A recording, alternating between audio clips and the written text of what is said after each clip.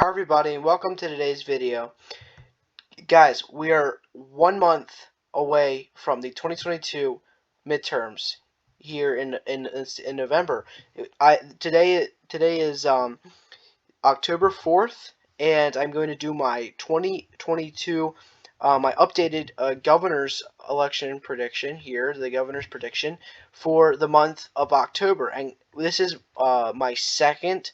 So we have this is my second prediction, or my third prediction, I should say, and we have one more after this. I'm going to do one more in the month of November. This is going to be like the first or second day of November, and that is going to be my final prediction before November 8th, the midterms. And it's actually kind of ironic because I remember it just felt like yesterday I was planning and seeing who was running in my district in my state for the primary, and I was getting ready for the primary, and now here we are. We're getting ready for the midterms, the actual 2022 midterms, to decide who holds Congress, the governor's elections, the House and Senate, and a lot of just statewide elections. And as you can see, we have majority of the country in the 2022 midterms. A lot of states up for grabs, and a lot of states that go into Congress and everything.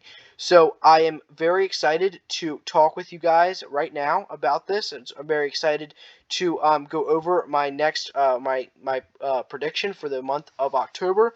And not much has changed, but we're gonna go through and put margins, and we're just gonna talk about all the races in the 2022 governor midterms.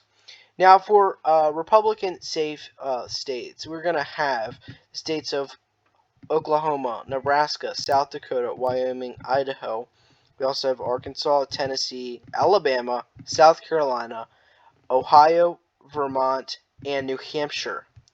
And so I'm going to talk about some states right here. So I'm not going to I'm going to briefly just mention all these states. So you have Oklahoma, Nebraska, South Dakota, Wyoming, Idaho, Arkansas, Tennessee, Alabama. Okay, Alabama, Kay Ivey, she's going to win with at least a 30-point margin.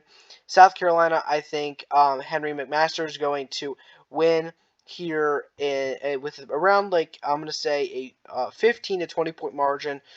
In the state of Ohio, Mike DeWine is going to single-handedly win this by at least a 20-point margin, if not more. In the states of Vermont and New Hampshire, Chris Sununu in New Hampshire is going to win this by a 15 to 20-point margin. And Phil Scott in Vermont is going to win this like around the same margin, maybe even more. Back in 2020, Phil Scott won with like 68% of the vote, a complete landslide in the state of Vermont. This is a state that has elected Bernie Sanders, a radical independent Democrat who has been in office for a very long time and has lost in presidential primary races about 3 or 4 times now. And so it just goes to show you how well if a moderate Republican can win in a state like Vermont or in New Hampshire. Okay, both of those states have moderate Republican Democrats. And I think Chris Sununu is actually he actually voted for Trump. He's a Trump candidate, but doesn't really openly say it, so he doesn't hurt his numbers. But to the point, you can have safe, really safe Democratic states have Republican governors, like Massachusetts and Maryland. They both have Republican governors right now, and you have Charlie Baker in the state of Massachusetts and Larry Hogan in the state of Maryland. And so right now we can see that we have a red wave happening across our country.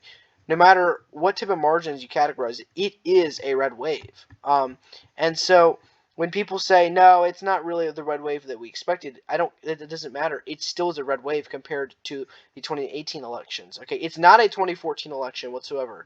I am not saying that, but it is a unique and a different type of scenario here. And if we go here, back in 2018, you had state of Massachusetts, Charlie Baker, 33.5% in his state. Larry Hogan with 11.8% over the Ben Jealous. And so, this is a massive, these are landslide margins, especially in the state of Massachusetts. And we see in the state of Vermont, Phil Scott, back in 2018, 14.9. and Chris Sununu back in 2018, you had 7% over the Democrat. And if we move back to 2020, let's see, sorry, 2020, they're both safe margins. Look, 31.8% for Chris Sununu, 41.1% over the Democrat for Phil Scott. So this is a very interesting race. These are very interesting races, very interesting margins, and I can't wait to see what the election holds. But for our last state with a safe margin for the Republicans, we can see the state of Texas going safe. I think Greg Abbott will single-handedly win his re-election with around an 11 to 12 point margin here. I think Beto O'Rourke will not win. I think he'll do very poorly in the state, especially with the way that the state of Texas is trending more and more to the right, as we've seen the past month.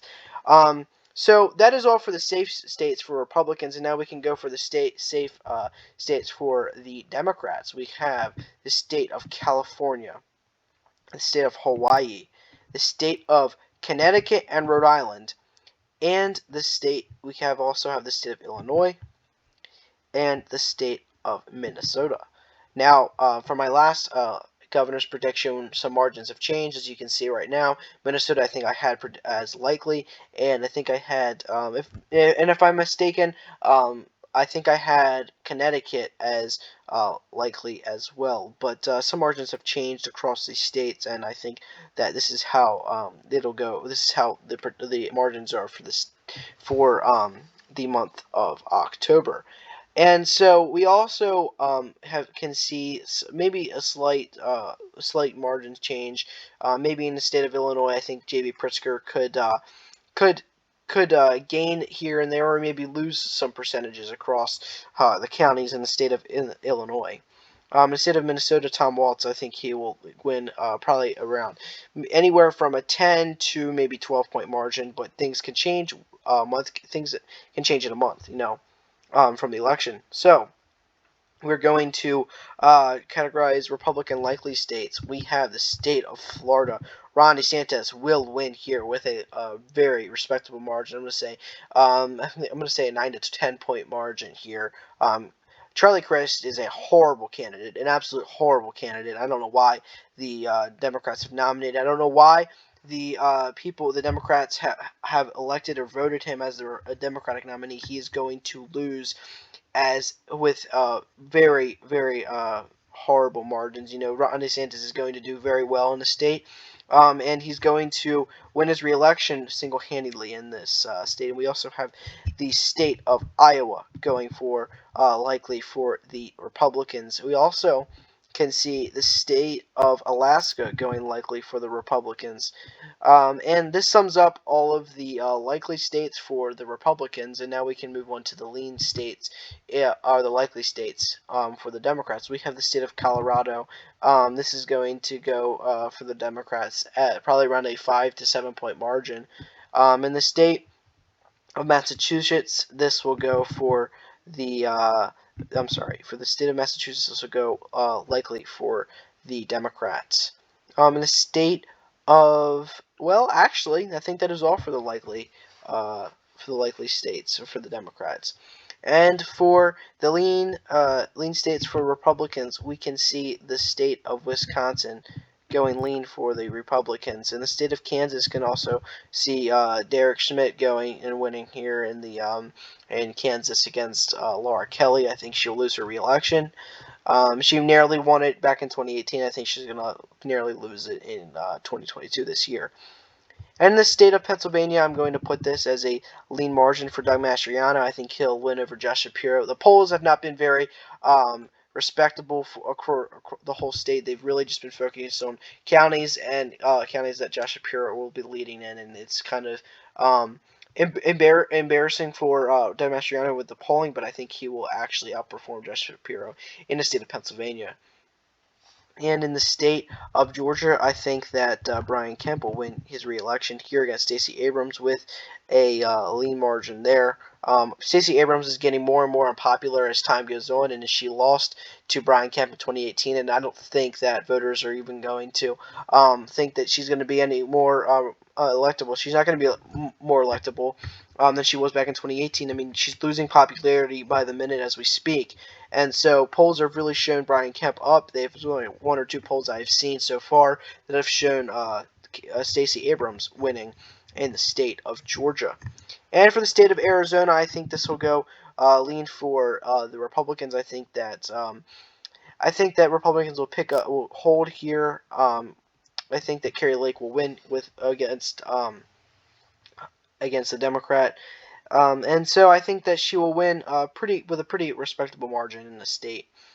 And I think that is all for Republican lean states. If we go to Democrat lean states, we can see in the state of Michigan, I think Gretchen Whitmer will win in this state. Now, I hope she doesn't. Tudor Dixon, I like Tudor Dixon. She's a good candidate, but I don't think she's running a very good campaign. And I would hate to see for her to lose, but, facts are facts, and I can just see the state electing Gretchen Whitmer for another 4 years. And so I think that's the direction that the state is headed. And I think that is actually all for the lean states for the Democrats.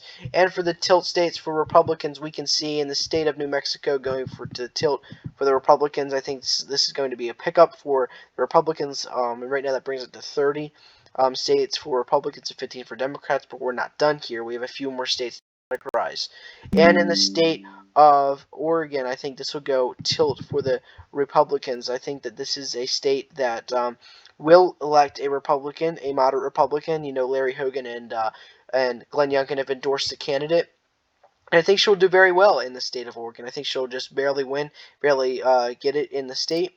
And I think that she will have a Republican back in office in Oregon in 2023. In the state of Nevada, I think this will go for the Republicans with a tilt margin as well.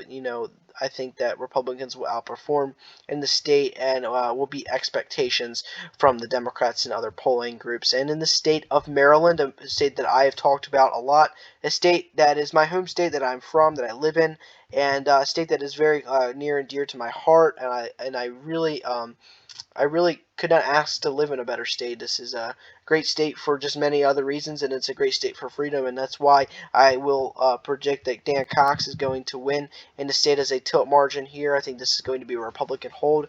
We will elect Dan Cox for another Republicans will hold on for a third consecutive term in the state of Maryland.